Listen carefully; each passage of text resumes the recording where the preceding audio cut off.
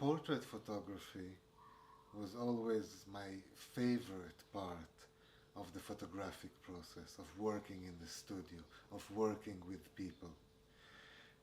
I had, when I started, I used to drag people over to the studio just so I can practice the technique, practice the use of all the equipment, but also practice how you work with a person, how you work with a person to create some kind of rapport, to create some kind of interaction, something that will help you get the best picture, the best portrait, the best image of that person. Now the funny thing is that after a while I got tired of that. I got to a level where I could professionally, almost automatically, get somebody to react to me so I can get the good shot. Get somebody to do something that I could get the shot that I wanted.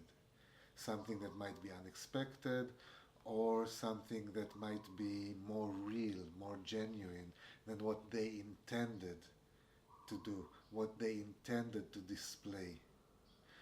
I always manage to drive a little further with the camera, deeper, getting to something that is under the surface.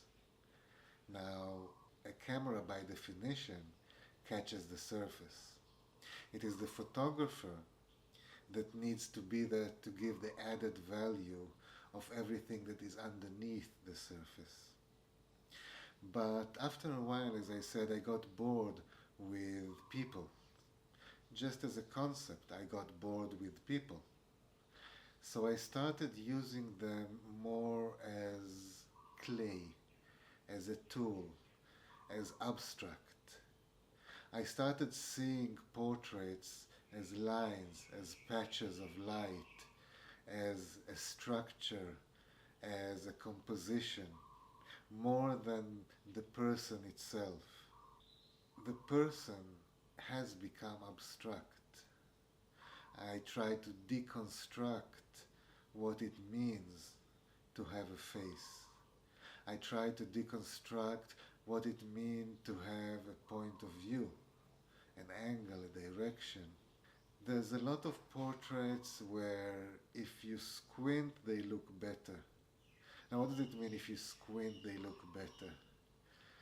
They are a picture of a person.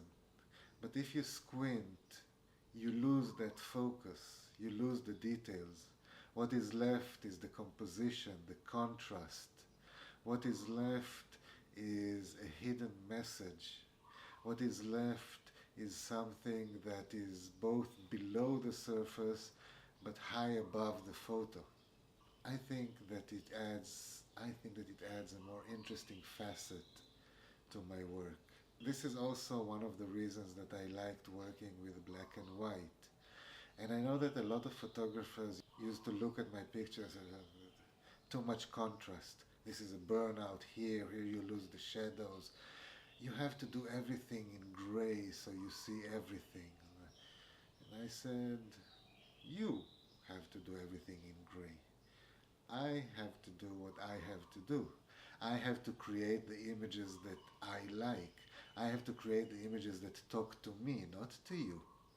I have to create what I have to create. You may look at it and say, this is too much contrast. I look at it and say, look at that composition. Look at what I just created by using too much contrast, by overloading the saturation, by giving a completely different crop to the image, something that you're not used to. I loved showing my work to photographers because I knew what the response would be. I knew what the feedback would be. There were very few who actually got it. Most of the photographers proved what I claimed all along, that basically I made a very successful, extremely interesting photographic career by being a really bad photographer. Because there's a lot of good photographers, but there was only one Boaz. There were people who called me asking for a photographer. I used to tell them, okay, I'll give you a list of friends of mine. They are very good photographers. They were confused. They were like, okay, I thought you are a photographer. So I said, yes, but if you need a photographer, somebody to take pictures, these are the people that you want. First, they cost a third of what I charge. Second, you will get pictures. If you want a work of art in a photographic form, if you want something that is personal, that is special, then I can book you for a shooting. But the definition of a photographer and the definition of an artist using a camera are quite different. As I said, I made a successful career out of being a bad photographer. It worked for me.